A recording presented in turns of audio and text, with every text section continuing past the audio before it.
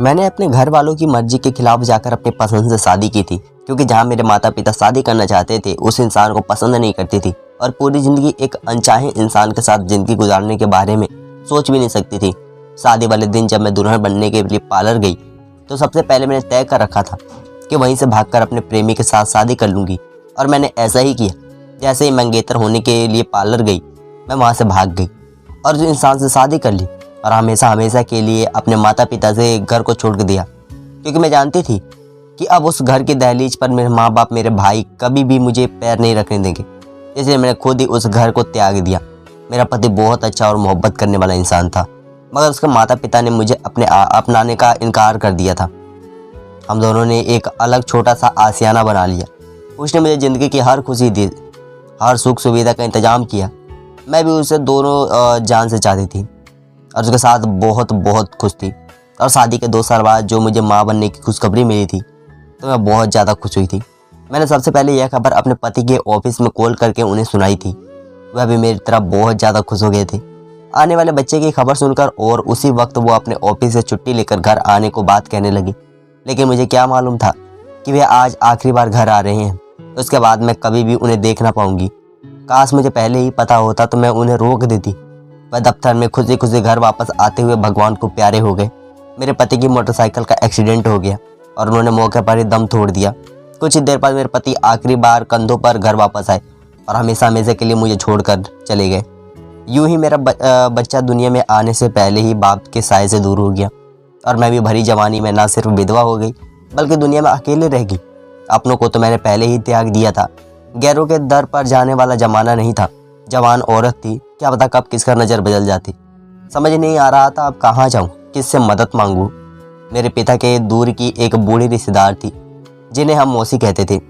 वह भी मेरी तरह दुनिया में अकेली थी।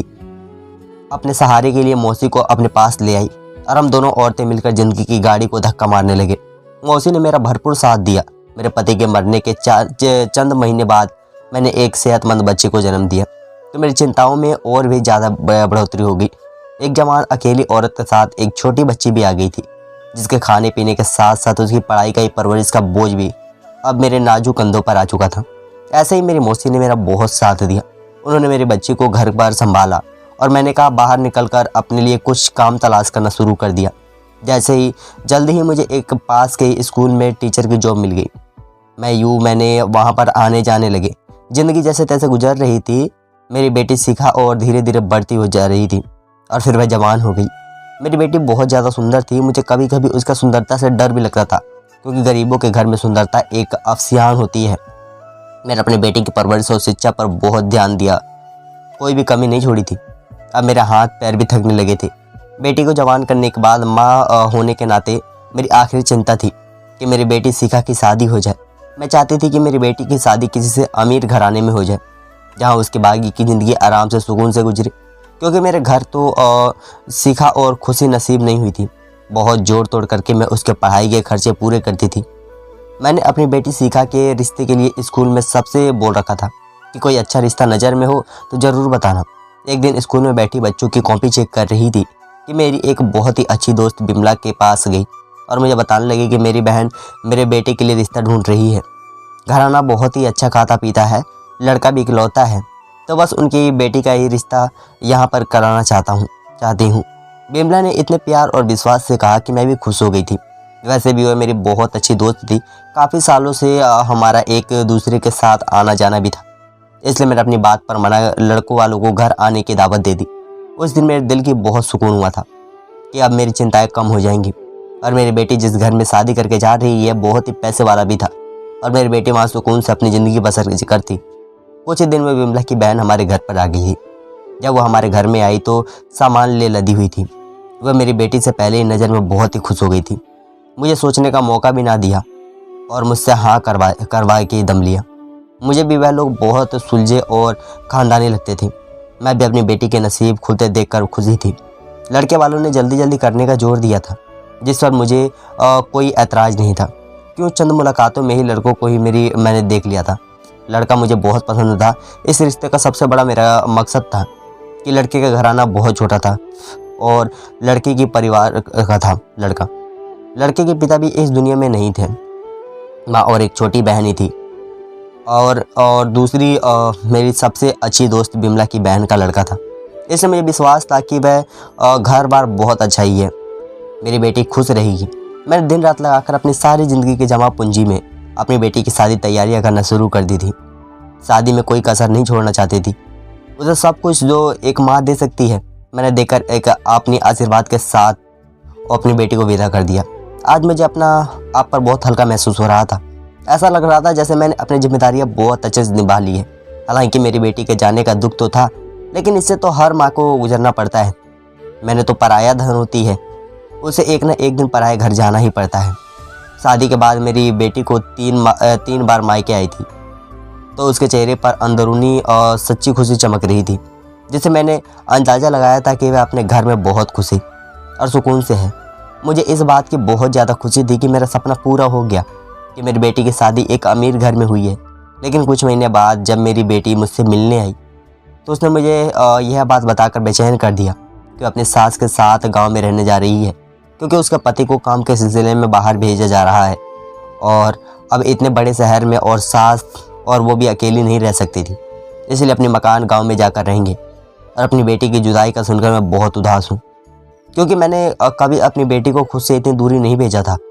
लेकिन उसके पास कोई और दूसरा रास्ता नहीं था। दिल पर पत्थर रखकर उससे मिलने गई और वह भी मुझसे मिलकर खुशी खुशी सास के साथ गांव चल गई। मैं उसके जाने के बाद कुछ दिन तो बहुत उदास रही, मगर रोज़ शिखा अपनी खबर मुझे देती रहती। मुझे भी उदासी फील ख़त्म हो गई और एक दिन शिखा ने बताया कि वह पेट से है। सुनकर मैं भी बहुत ज़्यादा खुश हो गई थी। मैं रोज़ फ़ोन पर शिखा की शायरी खबर लेती थी, लेकिन कुछ समय के बाद उसकी खबर आना कम हो गई।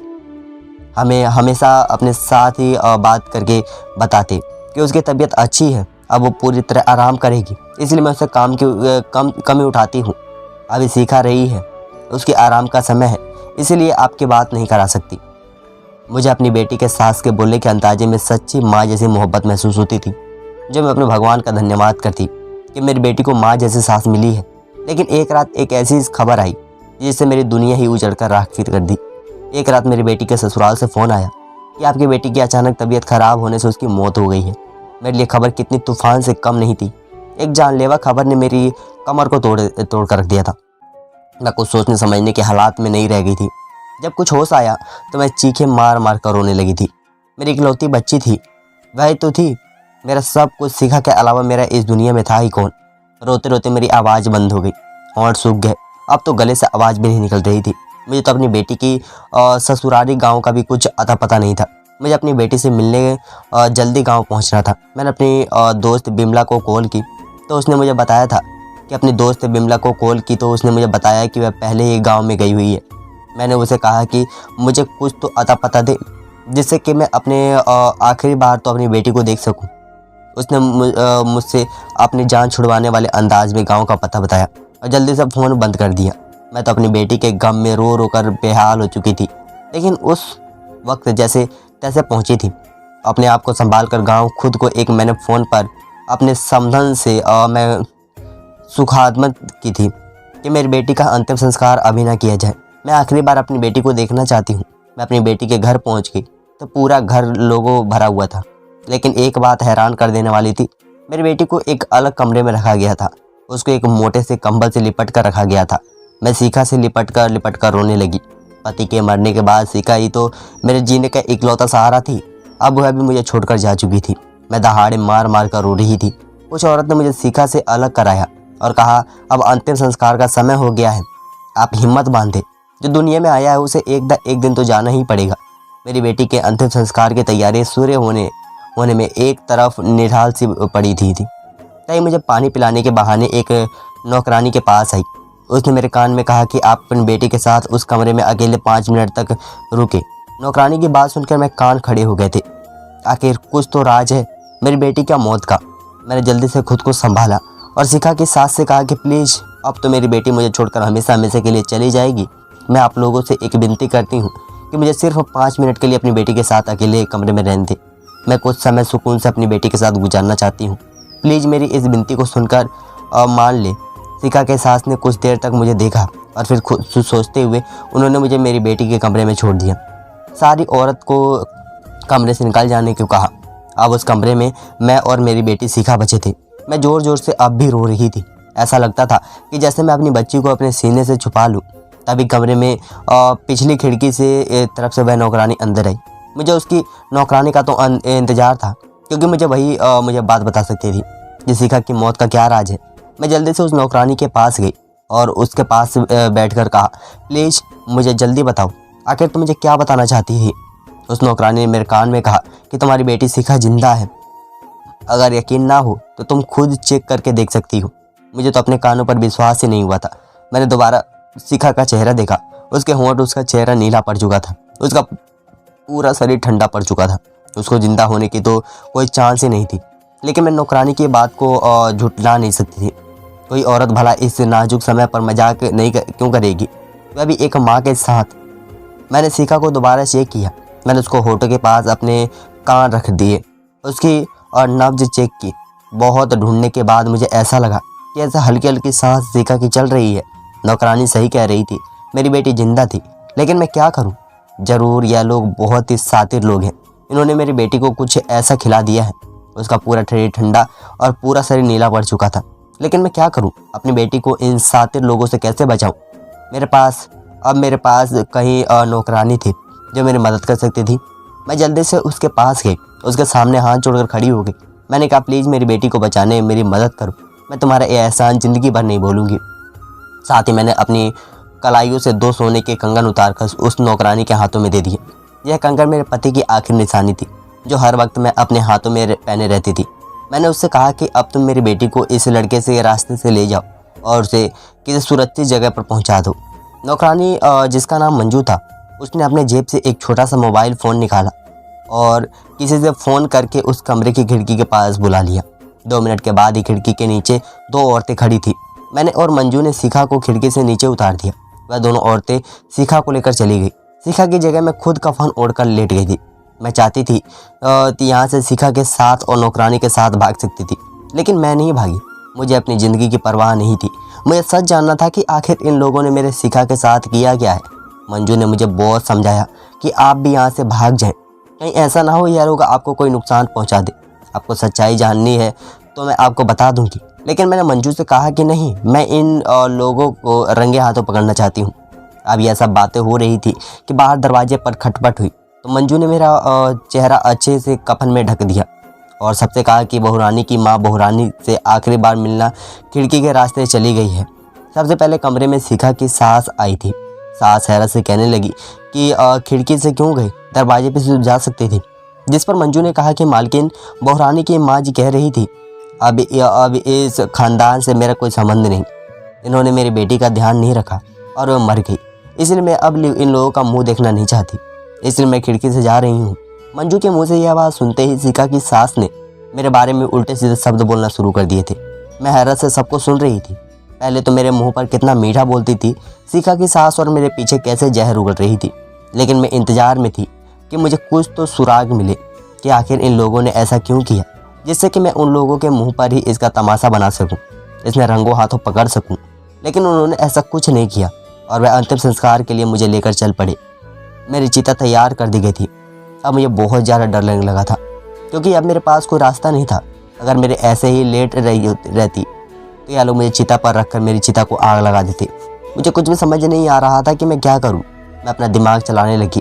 इतनी देर में लोगों ने मुझे चिता पर लेटा दिया था और चिता को आग भी लगा दी थी।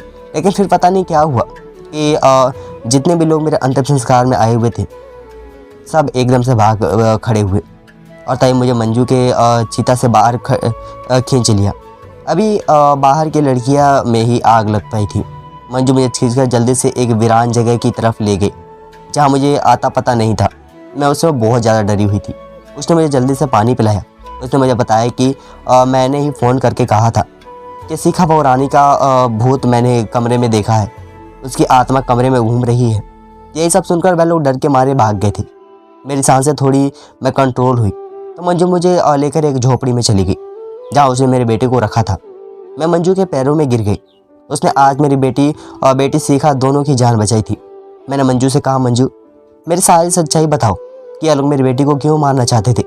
फिर मंजू ने मुझे बताया कि बहन जी, जब से शिखा बेटी की सास शिखा को लेकर आई थी, तभी से मैं देख रही थी कि शिखा की सास रोज़ दूध में मिलाकर शिखा को कुछ पिला रही थी। एक दिन मैंने पूछा तो मुझे डांट दिया और कहा कि यह तो मेरी बहू के होने वाले बच्चे की सेहत के लिए है, यह बहुत ही अच्छा पाउडर है, इसे पीने शिखा बहुत ही अच्छी सेहतमंद बच्चों को जन्म देगी। मैं चुप हो गई, लेकिन धीरे धीरे शिखा की तबीयत खराब रहने लगी थी और फिर एक दिन शिखा ने अपने बच्चे को खो दिया। उस दिन मैं समझ गई कि जरूर दाल में कुछ काला है। वह कोई ताकत का पाउडर नहीं, कोई ऐसी दवा है जो अंदर ही अंदर शिखा को नुकसान पहुंचा रही है। जब से शिखा ने अपना बच्चा खो दिया तब से शिखा की सास नहीं मानी थी और रोज़ वही पाउडर शिखा को पिला रही थी। मैं शिखा की सास के इरादे भांप गई थी कि वह शिखा को मारना चाहती है, इसलिए मैंने अपने जाने वाली एक जहरीली बूटी ली और इसे खाने में इंसान का शरीर ठंडा और नीला हो जाता है। देखने वालों को ऐसा लगता है जैसे इंसान मर चुका है, लेकिन इस जड़ी बूटी का इलाज कर दिया जाए तो इंसान की जान बच सकती है। शिखा की जान बचाने के लिए इकलौती जहरीली जड़ी बूटी मैंने शिखा को पिला दी। जड़ी बूटी पीने से कुछ देर में शरीर नीला पड़ गया और ठंडा पड़ गया और कुछ देर के लिए शिखा के दिल की धड़कन रुक गई। शिखा की सास को लगा कि उसका नुस्खा काम कर गया और शिखा इस दुनिया से चली गई। सारी कहानी सुनकर मंजू चुप हुई। मंजू की कहानी सुनकर मेरी रीढ़ की हड्डी से भी सुन्नी सन्नाटी दौड़ गई। मेरी बेटी को लोगों से क्या दुश्मनी थी? यह लोग मेरी बेटी को जान से क्यों मारना चाहते थे? मुझे कुछ भी समझ नहीं आ रहा था। 8 दिन तक मेरी बेटी का इलाज मंजू करती रही, रोज़ जड़ी बूटी पीसकर पिलाती रही। जब शिखा बिल्कुल ठीक हो गई तो रात के अंधेरे में मैं उसे लेकर अपने घर आ गई थी। मैंने अब तक उसे छुपा कर ही रखा था, किसी को भी नहीं बताया था कि मेरी बेटी जिंदा है। मैं ठंडे दिमाग से सोच रही थी अब मुझे आगे क्या कदम उठाना है। मैं शिखा को सारी बात बताई। उसे तो यकीन ही नहीं हो रहा था वह कितनी देर तक मुझे घुटनों के सर देखकर रोती रहती थी। कहने लगी, मम्मी मेरी सास ने तो कभी मेरे साथ बुरा रवैया नहीं रखा था, हमेशा मुझे बेटी की तरह प्यार किया। लेकिन धीरे धीरे मेरी तबीयत ख़राब होने लगी थी और मैंने अपना बच्चा भी खो दिया था। ऐसी हालात में भी मेरी सास ने मेरा बहुत साथ दिया था। लेकिन मुझे पता था कि जिस दूध में मैं अमृत समझकर पी रही थी वही दूध मेरी ज़िंदगी लेने वाला था। मैंने तो हर्षित को दिलो जिन से प्यार किया था। हर्षित तो मुझसे कितना प्यार जताते थे, लेकिन मम्मी मुझे लगता है हर्षित इन सब में शामिल नहीं है। मुझे लगता है हर्षित अब भी मुझसे प्यार करते हैं। मुझे हर्षित को कॉल करना चाहिए, लेकिन मैं शिखा को रोक दिया। मैं भी पूरी तरह से श्योर नहीं थी कि हर्षित शिखा से प्यार करता है या नहीं। इस पूरी साजिश में हो सकता है हर्षित का भी हाथ हो। एक दिन मैं मार्केट गई हुई थी तो मैंने कुछ ऐसा देखा कि हैरान रह गई। मैंने वहाँ हर्षित को देखा। हर्षित किसी की लड़की के साथ हाथों में हाथ डाले घूम रहा था। उसके चेहरे पर चमक दिखाई दे रही थी। शिखा के मरने का कोई गम उसके चेहरे पर नहीं था और हर्षित के यह खुशी देखकर मुझे समझते देर ना लगी कि हर्षित भी इस सब में शामिल था। अब मैं और चुप नहीं बैठ सकती थी। मैं उन लोगों को यूँ खुला नहीं छोड़ सकती थी जिन्होंने मेरी बेटी से जान लेने की कोशिश की। मैं सीधा पुलिस के स्टेशन पहुँच गई और सारी कहानी पुलिस के सामने सुना दी। पुलिस ने एक तुरंत एक्शन लिया और मैं पुलिस के साथ पुलिस को लेकर हर्षित के गांव पहुंच गई। पहले तो हर्षित की माँ मुझे इस तरह पुलिस के साथ देखकर चौंक गई, लेकिन जल्दी जल्दी ही खुद को संभाल लिया। पुलिस ने जब सारा केस सामने खोल कर रखा तो हर्षित की माँ साफ मुकर गई। कहने लगी, मैं तो अपनी बहू को इतना प्यार करती थी, इसकी इतनी देखभाल करती थी, इसकी मौत नेचुरल थी, इसके जैसा सास कुछ भी गलत नहीं किया। गांव वालों ने भी गवाही थी कि हर्षित का परिवार बहुत अच्छा परिवार है, पूरे गांव की मदद करता है, वह किसी की जान नहीं ले सकता। लेकिन पुलिस ने किसी का विश्वास नहीं किया और पूरे घर की तलाशी लेने लगी। और फिर शिखा की सास के कमरे से वह दवा मिल गई जो वह शिखा को रोज़ पिलाती थी। शिखा की सास उस दवा को अभी तक फेंका नहीं पाई थी। शायद उसे विश्वास था कि उसे सवाल जवाब करने में कोई नहीं आएगा। पुलिस उन सब लोगों को अरेस्ट करके थाने ले गई, जहाँ पर पुलिस ने सबकी अच्छे से खातिरदारी की और पुलिस के मार से हर्षित की माँ ने सारा सच उगल दिया।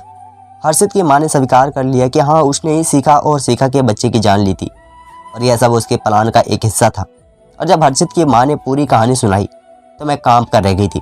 20 साल पुराने जख्म फिर से ताज़ा हो गए थे। हर्षित की माँ ने बताया कि 20 साल पहले जब तुम्हारा रिश्ता मेरे भाई के लिए साथ हुआ था तो उस समय यह सब बहुत खुश थे। बहुत मुश्किल से हमारा भाई शादी के लिए माना था। इकलौता भाई था, उसकी खुशियाँ हमें बहुत प्यारी थी। मेरे भाई जतिन ने तुम्हें कहीं देख लिया था और तुम्हें प्यार में पागल हो गया था। उसने कहा अगर शादी करूँगा तो इसी लड़के से, वरना नहीं करूँगा। फिर भाई के साथ तुम्हारा रिश्ता भी हो गया था। भाई दिन रात तुम्हारी बातें करते रहते, लेकिन तुम भाई को बिल्कुल भी घास नहीं डालती थी। उसे इग्नोर कर देती।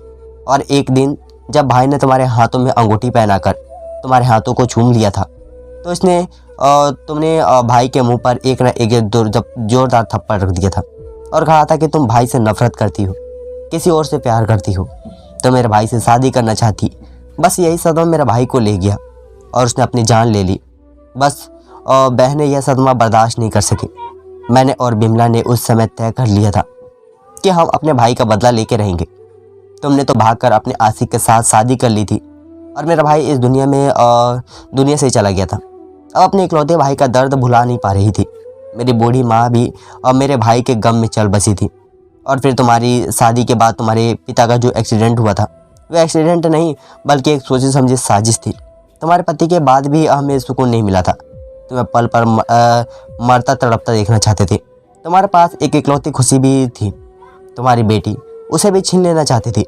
इसलिए बिमला ने तुम्हारी बेटी की शादी मेरे बेटे से करवाई और फिर मैं तुम्हारी बेटी से पल पर बदला लेने लगी थी। शिखा की सास के मुंह से यह सब बातें सुनकर मेरी आंखों में आंसू बह रहे थे। अपने पति को याद करके मैं बिलक बिलक कर रोने लगी और मेरे मंजू मेरी बेटी को ले गई। शिखा को जिंदा देखकर सबकी आंखें फटी की फटी रह गई थी। मैंने सारी कहानी पुलिस के सामने रख दी थी। कैसे मैंने अपनी बेटी की जान बचाई। अब सब दूध का दूध और पानी का पानी हो गया था। पुलिस ने उन लोगों को जेल में डाल दिया। उन लोगों के ऊपर सख्त कार्रवाई की गई। कुछ समय बाद मैंने हर्षित का और शिखा का तलाश करवा दिया। गुनहगारों को उनके गुनहगारों की सज़ा मिल गई थी। मेरी बेटी भी उनके चुंगल से छूट गई थी।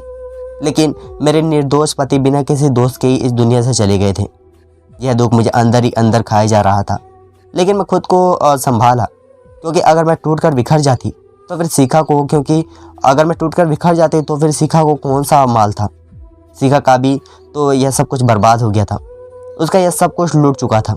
शिखा ने हर्षित को सच्चे दिल से प्यार किया था और जब दिल टूट जाता है तो उसकी तड़प तो बहुत बुरी होती है। अंदर से टूट चुकी थी। मैं हर वक्त शिखा की दिल जोई में लगी रहती थी।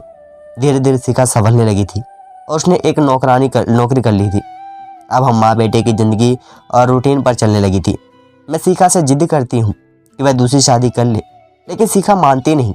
मैं उस दिन इंतज़ार कर रही थी जब मैं उसे मना कर अपना घर बसा लेगी। लेकिन एक बार मैंने सोच लिया है कि भले ही लड़का अमीर ना हो, लेकिन मेरी बेटी सच्चा प्यार करने वाला हो।